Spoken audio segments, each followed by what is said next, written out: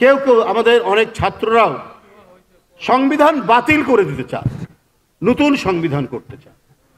তো এখানে তো আমার মনে প্রশ্ন জাগে, আমি যে দলটি করি ওই দলের প্রতিষ্ঠাতা হচ্ছেন শহীদ রাষ্ট্রপতি জিয়াউর রহমান, যিনি দেশ বিদেশ আন্তর্জাতিকভাবে স্বীকৃত, জনগণের যারা ইতিহাস লেখক তাদের কাছে স্বীকৃত তিনি মুক্তিযুদ্ধের ঘোষক। আপনি যদি সংবিধান বাতিল করে দেন, নতুন করে যদি সংবিধান রচনা করেন, কি করবেন আপনারা? পৃথিবীতে এটা দেখিনি। পৃথিবীতে বলা হচ্ছে যে একটি জাতির আত্মজীবনী হচ্ছে সংবিধান।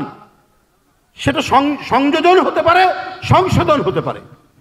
যেখানে ফ্যাসিজমের বৈশিষ্ট্য আছে সংবিধানে, ওটা বাদ দিন, ওটা বাদ দেওয়া যেতে পারে। সেটা তো রাজনৈতিক দায়িত্ব।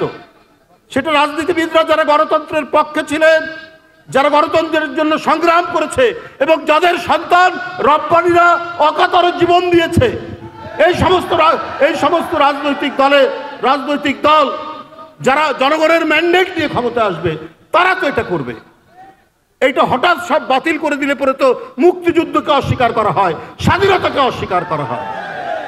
সংবিধানের মধ্যে আওয়ামী ফ্যাসিবাদ বাকশালের যে বৈশিষ্ট্য সেটা দূরীভূত করতে হবে, কিন্তু সংবিধানের ধারাবাহিকতা থাকবে। যদি 240 বছর মার্কিন যুক্তরাষ্ট্রের সংবিধানের যদি ধারাবাহিকতা থাকে, সেখানে যদি কয়েকবার সংশোধন হয়, আমাদের সংবিধানও সংশোধন হবে। কিন্তু বাতিল করে দিয়ে একেবারে নতুন কিছু করতে হবে, এইটা মূল স্পিরিট, স্বাধীনতা যুদ্ধের স্পিরিট, এটার সাথে এটা সাংঘর্ষিক হয়। যে দেখুন, আজকে মানুষের প্রত্যাশার একটি পরিবর্তন, সেই পরিবর্তনে অন্তর্বর্তীকালীন সরকার হয়েছে। এই সরকারকে বিএনপিও সমর্থন করেছে, নানাভাবেই সমর্থন করেছে, নানা দিক থেকেই সমর্থন করেছে। কিন্তু এই সরকার যদি কোনো একটি দিকে হেলে যান, তাহলে এই সরকারকে জনগণ কখনোই মেনে নেবে না। এই সরকার, তাকে যে নিরপেক্ষতার দায়িত্ব দেওয়া হয়েছে, সেই নিরপেক্ষ দায়িত্ব তিনি তাদেরকে পালন করবেন। সরকারের আইজি বলেন, আমাদের হাতে কোনো ম্যাজিক নাই, আইন শৃঙ্খলা পরিস্থিতি রাতারাতি আমরা ঠিক করতে পারবো না। এখানে ছিনতাই হচ্ছে, ডাকাতি হচ্ছে, এমনকি ব্যাংক ডাকাতি হচ্ছে। আপনার হাতে তো ম্যাজিক না, আপনার তো দায়িত্ব এবং উদ্যোগ দেখবে মানুষ যে আপনি এই দায়িত্ব পালন করছেন। কিন্তু সেই দায়িত্ব কি পালিত হচ্ছে?